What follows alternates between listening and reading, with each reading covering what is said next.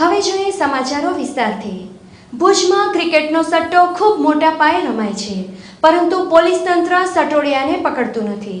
પોલીસની નિષ્ક્રિયતા જવાબદાર કે સટોડિયાના હપ્તા પોલીસને કામ કરવા દેતા નથી, લોકોમાં પ્રશ્ન ઊભા થયા।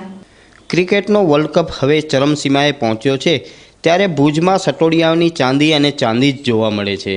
એક અંદાજ મુજબ ભુજમાં સટ્ટાનો કિંગ ધમો દરરોજ 15 કરોડ રૂપિયાનો સટ્ટો રમાડે છે અને તેમાંથી દરરોજ 20 થી 25 લાખ રૂપિયા કમાય છે, પરંતુ પોલીસ તંત્ર ધમાને પકડી પાડતું નથી, તે કડવું સત્ય છે।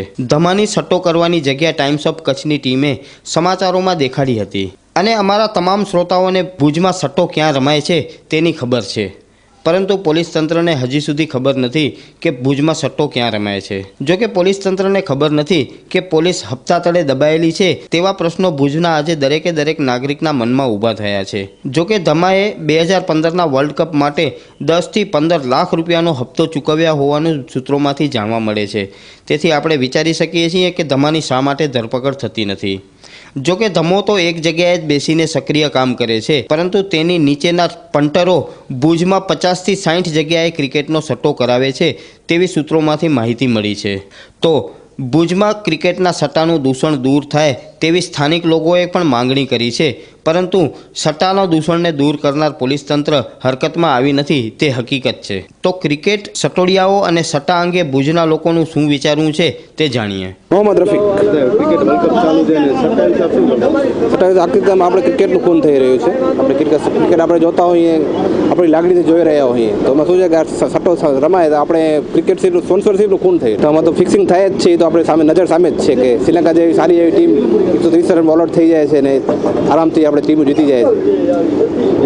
ધીરેશ પ્રિયદર્શી, અત્યારે ક્રિકેટમાં શું સટ્ટા ચાલે છે એ બાબત શું કહેશો? સટ્ટા તો ચાલે છે, પણ હવે કાંઈ ઉપરથી થતું હશે, જે પણ થતું હશે એ તમે જેમ કહો કે સટ્ટા ચાલુ, તમને કેવી રીતે ખબર પડી કે સટ્ટા ચાલુ છે? કેમ કે મેચો અમે 99% હવે રસ છે નહીં, બરોબર। IPL ફિક્સિંગ થઈ ગઈ છે અને હવે જોવાનો કોઈ ઇન્ટરેસ્ટ છે નહીં। આ વર્લ્ડ કપમાં એવું જ હશે। આ ક્રિકેટ છે જોઈ નહીં જોયું? ક્રિકેટ જોવાનો ઇન્ટરેસ્ટ જ નથી, હવે બધું મરી ગયો। પહેલાં હતો જે હતું એ, અત્યારે ઘડીમાં હવે જોવા જેવું કાંઈ છે નહીં। રમેશભાઈ, અહીંયા ભુજના એક વેપારી છું। એટલે ક્રિકેટ મેચ અને સટ્ટા બજાર આ બે વચ્ચે જોવા જઈએ તો અત્યારે એક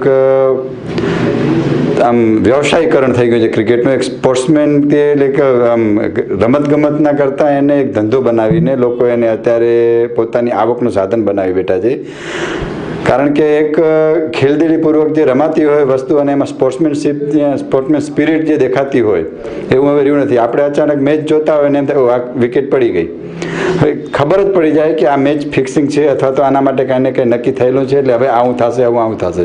એટલે જે ક્રિકેટ મેચ જોવાની જે એક મજા હતી, ક્રિકેટ એક ઇમોશનલી જોતા કે ભારત પાકિસ્તાન રમે છે, ભારત ઓસ્ટ્રેલિયા રમે છે, તો એના માટે એક આમ દિલ ધડક મેચ થતી અથવા તો ચડાવ ઉતાર આવે એનું એક આમ મન ઉપર વ્યવહાર ઉપર આપણા આમ એક અસર થતી, એનું હવે કંઈ બહુ રહ્યું નથી, કારણ કે એક આનો ધંધો બની ગયો છે અને ધંધાના કારણે થઈને લોકોને જે ક્રિકેટ ઉપર વિશ્વાસ કે રમત ઉપર જે વિશ્વાસ હતો એ પણ હવે ઉઠી ગયો છે। એટલે આના માટે ગવર્મેન્ટે પણ કંઈક કરવું જોઈએ, લોકોએ પણ કંઈક કરવું જોઈએ અને આ વસ્તુને ધંધો નહીં રાખતા એક ક્રિકેટ જગતને એક ખેલદિલીપૂર્વક રમી અને એને એક ગેમ તરીકે લે તો મને લાગે છે આનું ભવિષ્ય ઉજળું છે અને લોકોને એમાં વિશ્વાસ બેસશે।